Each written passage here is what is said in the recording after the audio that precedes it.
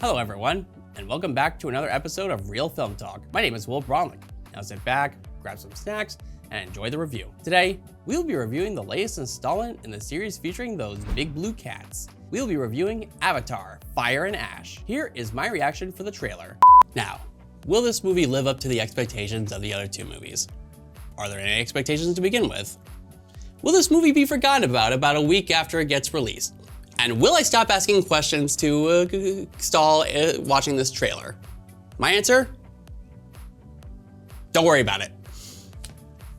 So anyways, to enter the very complex and interesting world of Pandora, here is Avatar: Fire and Ash.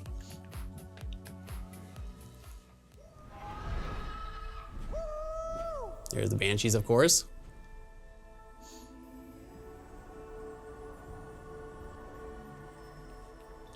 I think it's safe to say the effects still hold up. Like, come on, these are like next level effects. The strength of the ancestors. Yes, in my lungs. Sorry, I had to make a Sonic 3 reference there.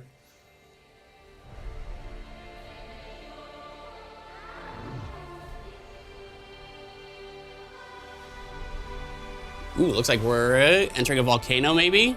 Entering a new part of Pandora.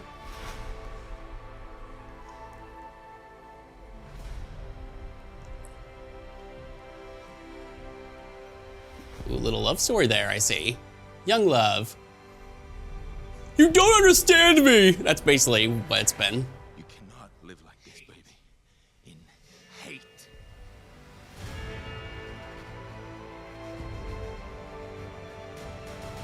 Wait, hold on. Did Spider not have a mask? If there's something you can do, then Okay. you must do it. James Cameron, I know you like to be a very artistic person, but why do you have to make that line? If there's something you can do, then you must do it. Like, why would you write a line like that? I'm sorry, I just can't get Spider living, breathing Na'vi air or Pandora air, and I don't know. No, Spider. And we will find another way. Hey, that's from the second movie.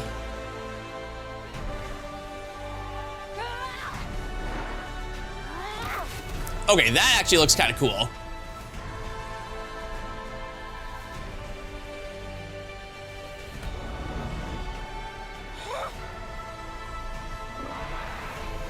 There's the fire lady, whatever her name is. Your goddess has no dominion here.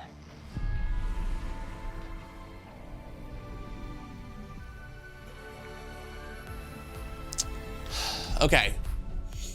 So I'm a little excited, a little bit. Now, I know the Avatar movies have gotten mixed to positive reviews. I mean, I personally felt like if they were to expand on this universe and to explore Pandora more, let us see more of the world that these creatures inhabit. And in the second movie, we do get that. I remember hyping up the first movie a lot for the first time, but after a while, I'm just like, yeah, it's good, nothing fantastic. And now this is supposed to be maybe the last one in the saga, depending on how well it does. But apparently it seems like James Cameron already has like 2 other movies planned, which is absolutely insane. But yeah, I'm curious to see what this has to offer. Looks like they're bringing in a new group of Na'vi. I'm curious to see what they're like. Looks like they turned their backs on Awa. So I'll go see this movie and I will give you all my general thoughts. Avatar: Fire and Ash is written and directed by James Cameron and is the 3rd installment in the Avatar franchise. In this movie, Jake and Neytiri's family grapples with grief after Neteyam's death, encountering a new aggressive Na'vi tribe, the Ash people, who are led by the fiery Varong, as the conflict on Pandora escalates and a new moral focus emerges. Now, before I give you my thoughts on this film, I should probably give my thoughts on the other 2 Avatar movies. The first one I like, it's nothing spectacular, but it's safe to say the effects were well ahead of their time. I feel like the characterization was weak and it had different cliches we've seen in a lot of other movies. Then we got the second movie, The Way of Water. I didn't like it as much as the first movie and mostly followed the same formula as the first movie with maybe 1 or 2 new things added. Then we got this new movie, which is apparently being called the best of the franchise. There was really only one way to see this, in IMAX. And after seeing this, unfortunately, I think this is the weakest of the movies. I think we need to address that the visuals are still fantastic, from the effects on the Na'vi to more of the world building on Pandora. Unfortunately, I think that's mostly what these movies can rely on these days. The acting is fine for the most part, and everyone does their job. I do enjoy Uno Chaplin as Varong. She looked like she had a ton of fun in this part and did play her role as a bloodthirsty rogue Na'vi. We do see some character development, but it seems like some characters were really pushed off to the side. Now, you could make the argument this movie focuses on Jake's kids rather than Jake and Neytiri themselves. But this is a movie about a family going through a tough loss, yet we barely scratched the surface on that. I'll get to that in a minute. Neytiri really doesn't do much. I thought she was the most interesting part of the Na'vi, yet in this movie, she hardly does anything. She has maybe 1 or 2 big moments, and that's really it. Now, while it is frustrating that the Avatar movie repeats a lot of the same stuff as the previous 2 movies, that's not my biggest issue with the film. I have 2 other issues I personally think are bigger. For starters, there is way too much going on in this film. To the other Avatar's credit, they at least had somewhat of a standard route and was easy to follow. But in this one, it felt like we had maybe 4 or 5 different storylines and it felt hard to juggle all of them at once. Going back to barely scratching the surface, the other issue I have is when it seems like we are getting some development with the story and characters, we just brush it under the rug and pretend it didn't happen. Without going into too much spoilers, we get a little backstory from one of the main villains. Once again, it's Quaritch. And here I thought we were finally going to understand why he is the way that he is, other than just being an average bad guy. But nope, scratch that. Once again that happens, it's never brought up again, and he goes back to being a regular jerk. The same goes for the Ash people. Remember when I said in my trailer reaction how I hope they dive more into their tribe? Yeah, they hardly do. It's basically, we asked for help, but never received it. It was so cliche and unoriginal, it made me want to know more, but that's really all we got. Like, you have a movie over 3 hours long and you can't provide some decent development? As stated before, the new Avatar movie follows the same formula as the previous 2 movies. The message, the action, it's pretty much copy and paste.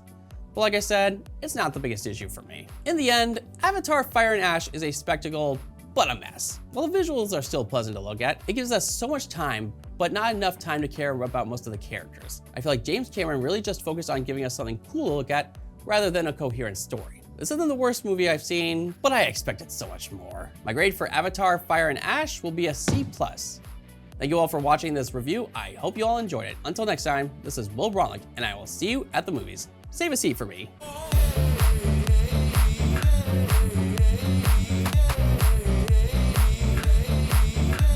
For over 40 years, SCM has been the voice of our town, bringing us together through local programming, education, and live broadcasts. SEM isn't just about television. It's about empowering our community, ensuring our voices are heard during government meetings, and celebrating milestones like our high school graduations. But today, SEM faces a challenge. Our funding structure is based on television subscriptions. And it's no secret, people have been cutting the cord. With a shift to internet-only subscriptions, SEM receives less revenue, even though all our programming is freely available online. We need your support. We need your support. We need your support. We need your support. We need your support. Your donation can make a difference. It will ensure that SCM remains open, continues to educate our youth, and keeps our community informed. Thanks to SEM, I've been honing my creative skills, helping me work towards my college degree. SCM is crucial for keeping our community connected. SCM isn't just here to broadcast local events.